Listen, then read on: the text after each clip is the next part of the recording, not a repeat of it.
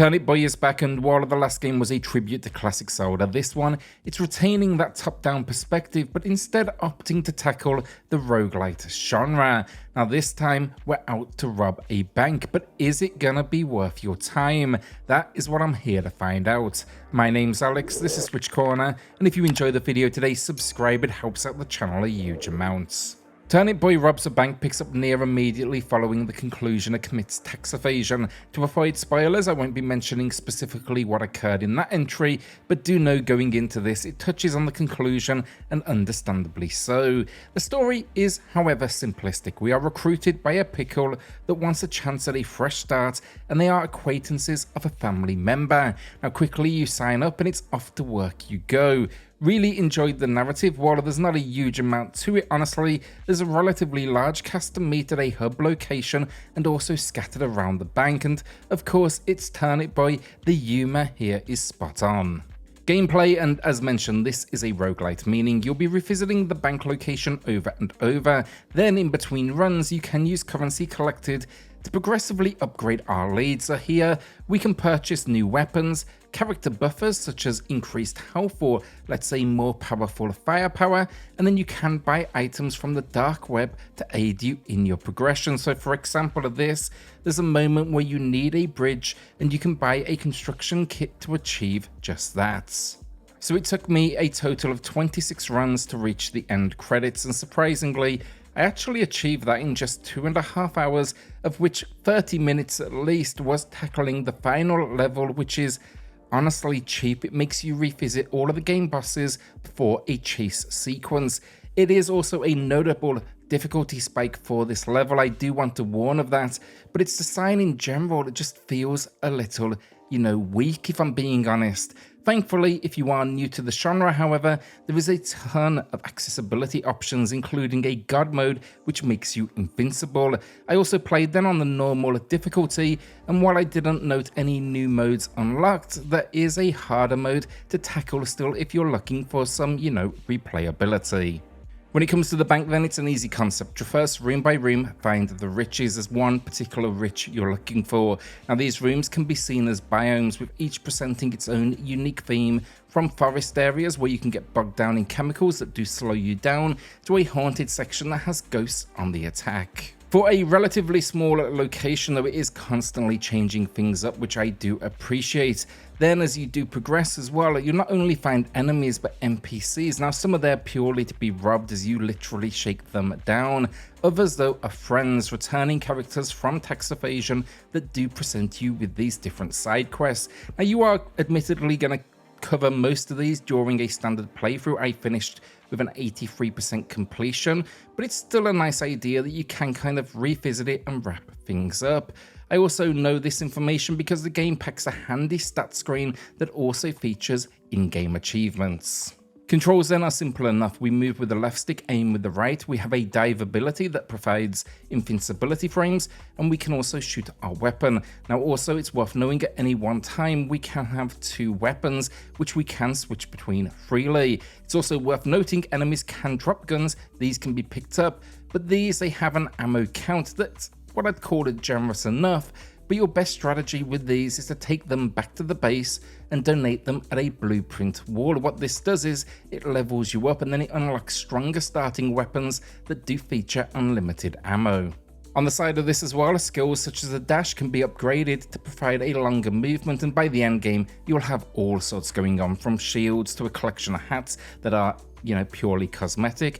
But yeah, I unlocked all character improving stats, and this really is clearly by design. The final, or I guess the pre-final level, provides more than enough cash to basically buy out everything. What makes the bank situations unique though is its timer system. This is the window you have until the police show up. Now when the police do show up, it's not game over, they just add an extra layer, I guess, of pressure. But that is displayed then in the upper right of the screen, and yes, this time can be expanded upon with upgrades, but it adds a nice sense of urgency. What I didn't like in the bank situations was the fact by the end game, it results in a lot of backtracking to return to your escape vehicle or a couple of train stations that you can unlock. In my opinion, this one needed not only more escape points, but also optional different entry points as the fatigue of running through that same opening section definitely begins to kick in. Where the game does succeed though is its enemy variety and additional areas. You're going to see different lifts around this world, and where they take you changes with each run. Some give you an opportunity to ship weapons back to base, others unlock additional music, some are simply packed full of cash, but you must avoid deadly lasers. They are a fun additional layer to what is, a small map. The enemies then have some nice attack patterns, and while I was never pushed too much, it was fun to see what was upcoming, as the variety is definitely there. Think of those with machine guns, rocket launchers, mystical weapons, and just all sorts. The same can be said for your own weapon selection as well. A rocket launcher was particularly satisfying. Apart from the length of the game, however, and that final mission, my issue really with Robs a Bank lies in its frame rate. It's not stable and it reflects the size of the room. Now it's targeting a 60, but for the majority, it can aggressively drop to around 30, and that drop is instantly noticeable. In fact, I thought it was dropping a lot more until I ran a quick test, and that's definitely disappointing. This is a game where, with progression, it's designed to overwhelm, and when the frame rate fluctuates, so does the responsiveness of the controls. It's really not a great place to be. It feels almost like the game in some areas is running in slow motion. Thankfully though, the game is relatively easy outside of that massive endgame spike that I mentioned, but I think that's a problem too. I think genre fans are going to wrap this one up so quickly that it's going to lead to a little disappointment. And then for those new to the genre, I still don't think it's going to last them too long. My immediate feeling on completion was, I wish they'd done more of the same, from the original game. The characters are still great, love the world, and it definitely feels like this attempt to almost enter the gungeon, but like Exit the Gungeon, where they change things up, I think fans are going to be left simply wanting more from what they know of the character. Visually then, it looks fantastic. It's the same style carried over, and I think this team has a great pixel style that, yes, feels retro. It's also incredibly crisp though, and the characters, they pack a huge amount of personality. I also love the locations. I'm a fan of variety myself. That's exactly what they deliver here, just all sorts going on. And then enemies then, look, they increase in number constantly, and that definitely proves problematic at times, but they've smartly added outlines to all enemies so you can make them out. You can even change the color to be one of your choice so you can spot them easily. I did find the main menu a little cumbersome to navigate, honestly, as it leans heavily into that pixelated style, but that really is minor. I think overall it's an incredibly stylish game. Audio is a winner too, and while I did face an issue on booting up the game, you start in kind of this home base where the music just kept dropping in and out. This was rectified after my first run. Guns also sound powerful, and the environments, they have a nice amount of destruction. The music though, going back to it, reinforces the humor of this world, and yeah, I think it's something special. It elevates instead of, simply backing up. So with Turnip Boy Robs a Bank, I played it in a single sitting, and even though it has problems, I had fun. But I was admittedly disappointed when I wrapped it up in 2.5 hours and I discovered I covered the majority of the side quests with that 80% plus completion rate.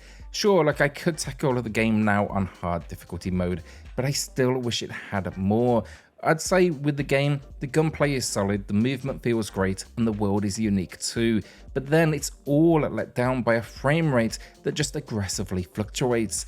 This is a game I was incredibly excited for, but it's harder to recommend than that original entry. So with that in mind today, it's an above average 6 out of 10. I think you'll have fun. I have no doubt about that, in fact, but you've got to be forgiving on the Switch of its shortcomings, particularly in the sense of that performance.